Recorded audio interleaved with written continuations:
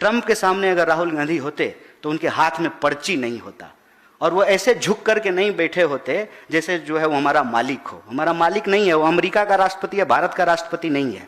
राहुल गांधी उसके आंख में आंख डाल करके जरूर पूछते कि सब कैंसिल करेंगे, पहले इस बात का जवाब दो कि तुम्हारे मिसाइल ने, तुम्हारी नेवी ने हमारे 3 लोगों को क्यों मारा। पिछली बार जो है मोदी जी ने लोगों को एक आसन सिखाया था, झूठासन।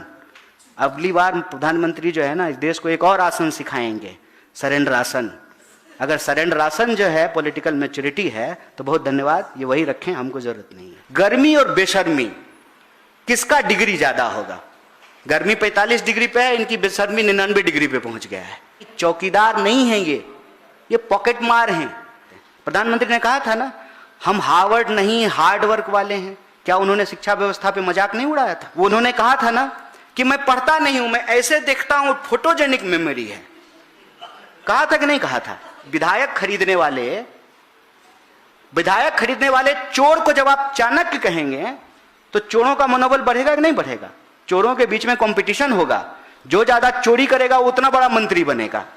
और जब चाणक्य विधायक चुराएगा तो वसूलेगा किससे? आप ही से तो वसूलेगा। फिर पेट्रोल डीजल का दाम बढ़ेगा क्योंकि एमएलए खरीदने में बहुत पैसा खर्च हो गया है। 56 इंच के प्रधानमंत्री जी ने पर्ची लिया हुआ था हाथ में।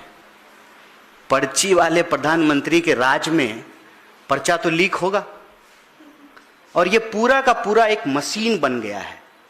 और ये मशीन है कि एजुकेशन को प्रोडक्ट बना देना है। एक जुमला प्रधानमंत्री का याद है, हम हार्वर्ड वाले नहीं हैं, हार्ड वर्क वाले हैं। यही हार्ड वर्क है इनका। 22-22 घंटा मेहनत करते हैं पेपर चुराने के लिए।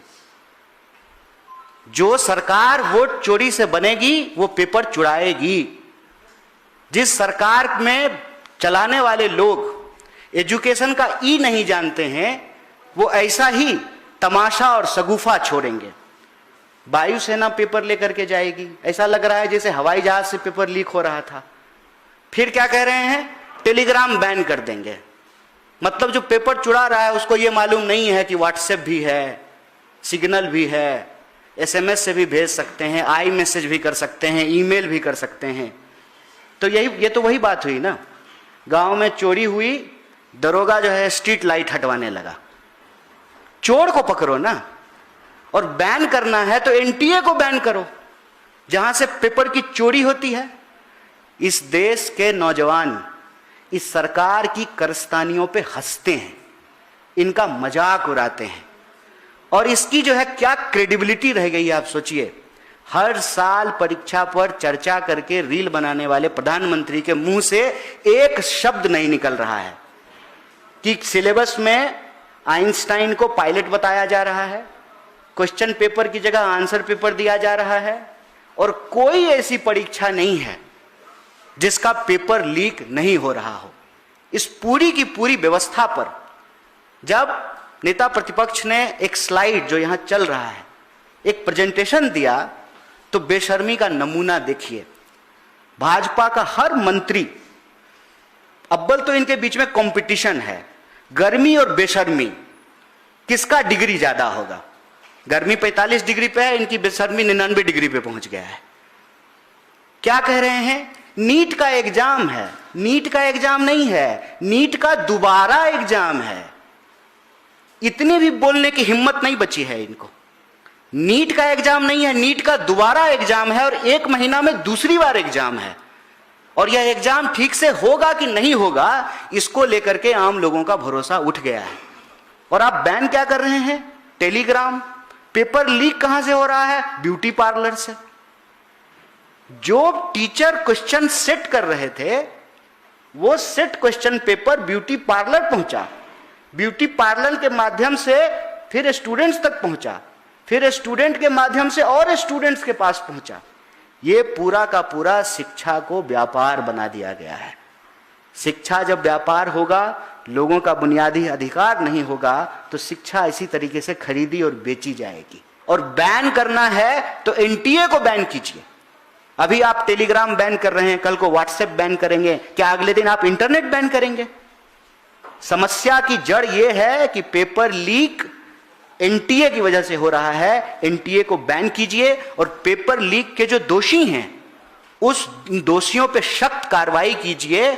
और जो नेता प्रतिपक्ष ने एक रास्ता बताया है कि आइए छात्रों की इस गूंज को सुनते हैं, जो शिक्षा व्यवस्था में कमियां आई हैं, आम लोगों का जो भरोसा उठा है उस भरोसे को बहाल करते हैं, विद्यार्थियों से सपना देखने का उनका अधिकार उसको बचाते हैं, शिक्षा व्यवस्था को बेहतर करते हैं।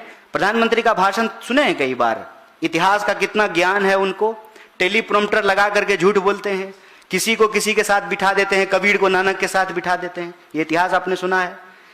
ये सारी चीजें पैदा कहां से होती है? ये सारी चीजें पैदा होती है जब हम नकारेपन को सेलिब्रेट करने लगे, जब हम मूर्खता को सेलिब्रेट करने लगे, जब हम अयोग्यता को नगारे बजा करके स्वागत करना शुरू करते हैं। प्रधानमंत्री ने कहा था ना, हम हार्वर्ड नहीं हार्ड वर्क वाले हैं। क्या उन्होंने शिक्षा व्यवस्था पे मजाक नहीं उड़ाया था? वो उन्होंने कहा था ना कि मैं पढ़ता नहीं हूं, मैं ऐसे देखता हूं, फोटोजेनिक मेमोरी है। कहा था कि नहीं कहा था? जब प्रधानमंत्री ऐसा होगा, उसका प्रधान कैसा होगा? उसका प्रधान फिर ऐसा ही होगा कि कह रहा है कि पूरा पेपर लीक नहीं हुआ, थोड़ा पेपर लीक हुआ है। जैसे नल से थोड़ा थोड़ा पानी नहीं निकलता है। ये सरकार चला रहे हैं कि प्लम्बर की दुकान चला रहे हैं? आप इस पूरी की पूरी मानसिकता को देखिए और उस मानसिकता का नतीजा क्या है? शिक्षा को खरीदने बेचने की वस्तु बनाई गई, सपना देखने को गुनाह बनाया गया, आम लोगों का भरोसा सिस्टम पर से उठ गया। नतीजा जो चोर थे उनका मनोबल बढ़ गया। आप मुझे बताइए कि विधायक खरीदने वाले चोर को जब आप चाणक्य कहेंगे तो चोरों का मनोबल बढ़ेगा कि नहीं बढ़ेगा? चोरों के बीच में कंपटीशन होगा, जो ज्यादा चोरी करेगा वो उतना बड़ा मंत्री बनेगा। क्यों चाणक्य कह रहे हैं विधायक चुराने वाले को?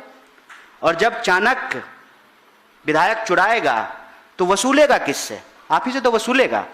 फिर पेट्रोल डीजल का दाम बढ़ेगा क्योंकि एमएलए खरीदने में बहुत पैसा खर्च हो गया है। जब सरकार विधायक चुरा करके बनाया जाएगा, जब सांसद जो है सीट चोरी करके बनाए जाएंगे, वहां तो पेपर चोरी होगा।